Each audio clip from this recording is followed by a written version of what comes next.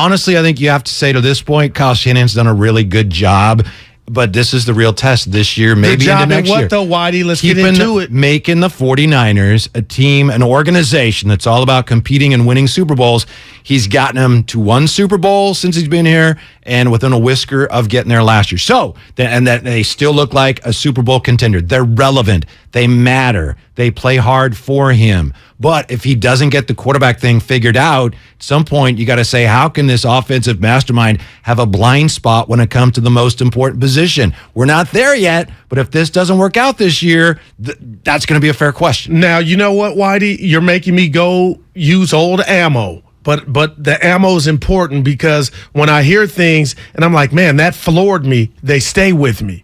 Now, Kyle has proven to everybody in regard to play calling, play design, and I told Steiny this, he is a genius. But now I see an area that needs improvement, and that is situational play calling. 2019, you got a quarterback that was good enough to get the team a 10-point lead. Was Jimmy perfect? No. But the Honey Badger, after the game, said, I wanted to send a gift basket to the Niners coaching staff and offensive coordinator every time they passed the ball because that meant they weren't running. We couldn't stop the run. That's on Kyle. And then again, we see some awkward 4th and 1s in Dallas where they got the false start and they had to punt the ball. All kind of little stuff. And the Rams, Jimmy, last play of the third, hits Kittle. What do we got? Another fourth quarter 10-point lead. We can't close. And to me, the situational play calling for Kyle is where it's a D- or F. Wow. And I could sell it to where that's why the team didn't win the Super Bowl and close it out. And that's why they didn't beat the Rams, who were done down 10. Like, that's legit. That ain't on the quarterback. That's on him in lemon booty time. Did you see that Emmanuel Sanders is retiring? I did see that. And who had the best? Was it you that said, Chip? I was saving that before we got out of here. It was on my notes. I almost crashed the caddy when you said Jimmy G's overthrowing him a retirement party. Whitey, how do you? Is that you're a modern Jay-Z, dude? I heard that yesterday, and I said he didn't write that. Yeah, that's off the top of the dome. Oh man, you're special. 888-957-9570. Kira joins us from San Bruno. How are you, Kira? Thanks for listening. Good afternoon, gentlemen. What's up? How you doing, buddy? I look at the 49er quarterback situation.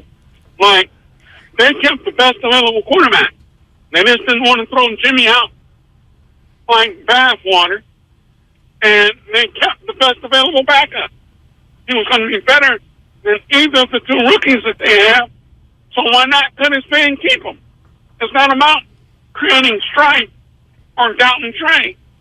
It's about doing what's best for your team. Gotcha. Okay. Thank you. Yeah, you're right. And that's one thing I think, if it comes to that tough decision time where, Trey's struggling, and maybe he won't. Okay, we all hope he won't. But if it gets to that point where we got to make a switch, I don't think Kyle will hesitate for a second to make that move, because if he believes he wants to win more than anything, and I know he's got a lot in terms of his reputation invested in Trey, but I do believe, I had this discussion with Ray yesterday, I understand Kyle Shanahan, like anybody successful as he is, has an ego, but if it's to a point where we got to win this game, I don't think he'll hesitate to make that move. I don't. And JD and I got into it yesterday, and I believe Jay's number, I want to make sure, was 7. That was his number, to where if Trey did struggle, we don't want it. Nope. He could see a change. I put that bad boy at 12.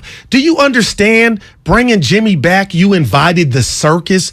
The circus is here, whether you like it or not. But aren't you a better team by having Jimmy back? Yeah, no doubt. Yeah. But then I could, on the flip side, are you starting a better quarterback? My answer's no. Are you starting the most experienced quarterback? My answer's, we all know it's no. But they're starting a quarterback who is able to help you diversify your offense in ways. He can do things with your offense that you haven't been able to do. Okay. You've had to scheme away from some of Jimmy's weaknesses. Right. And now you've got opportunities to do things that you just couldn't do with James Richard Garoppolo. So you're saying, and I used the baseball analogy yesterday, you could see 60 pitches from Trey and they come yank him to go to Jimmy? I don't know, because if you do that, then then all of a sudden it all starts to unravel. I thought you were getting to that point like it could be a quick hook. Could be. Well, I don't think it'd be a quick hook, but I am saying if you JD had 7, I had 12 games. 12 games? Yeah. That comes with the territory. I'm just going to I'm going with Trey's going to play well enough to hold down the job all year. And there are going to be problems. I hope you're right. There are going to be problems. There are going to be ups and downs. There's going to be pick six here or there, maybe even one that costs him the game, but I don't think he's going to be bad enough where they're going to have to go to Jimmy. I hope not. But if you do have to go to Jimmy and then it's next game, well, does Jimmy come off the bench again or Trey starting? That's when the whole thing. Because remember last year, Goo? Last year, there was a question, Jimmy starting, but you got the Trey packages, the awkwardness in Detroit where Jimmy leads him down the field, then Trey comes in. And what about preseason against the Raiders? And we thought that might be a thing. Yeah. You're bringing all that back up to me. The team was playing poorly, and I don't think it's a coincidence that once Kyle came out and said, for the rest of the year, Jimmy is our guy, they started playing better.